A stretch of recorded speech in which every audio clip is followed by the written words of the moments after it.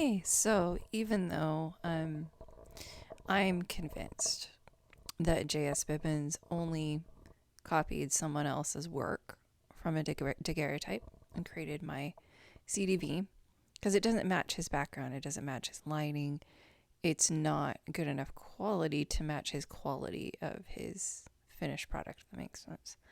Um, and so he was from Newark. The back of my photo says J.S. Bibbins, Newark, Illinois. And I was just sort of reviewing emails and stuff. Was Joseph Smith ever in Newark? If he wasn't, debunks it, right? Um, and I've known for a long time that he was very close to that area. And I'm just going through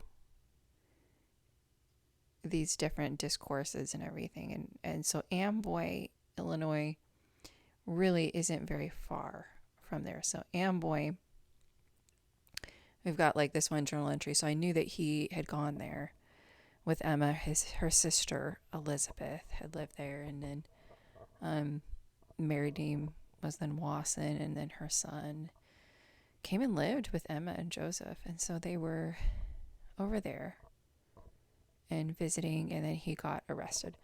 And so this is actually just the discourse as reported by Willard Richards, and you can see him talking about how Mr. Walker was persecuted.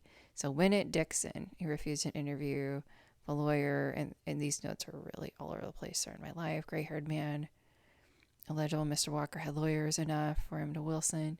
So he's saying that he was in Dixon, because this is referencing. This is probably a footnote right there, actually.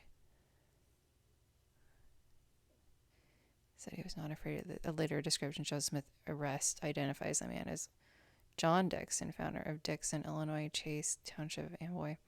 But yeah, he was arrested there, and they were going to try to extradite him to Missouri.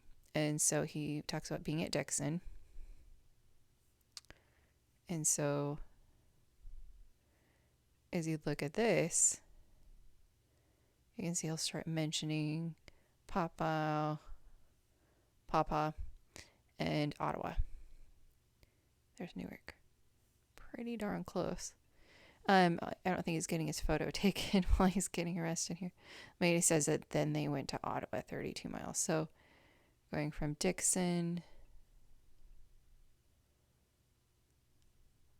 it's basically, there's Dixon.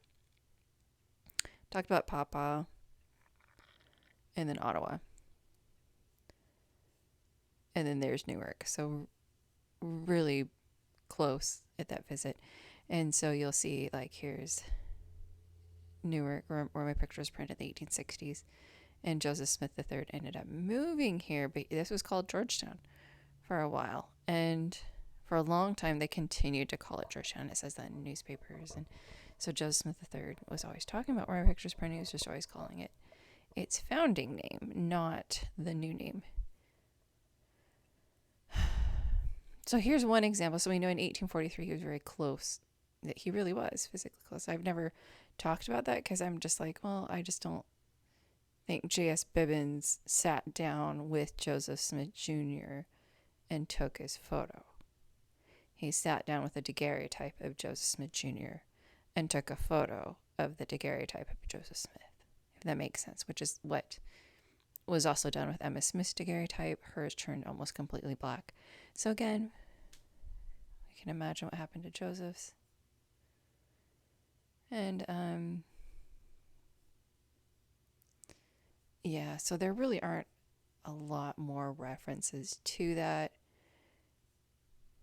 I don't know how many times they visited there, but Lorenzo Wasson did.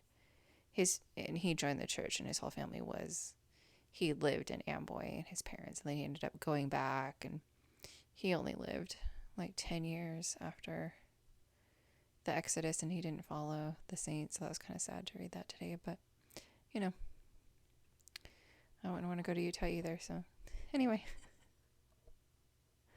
So that should just explain that. And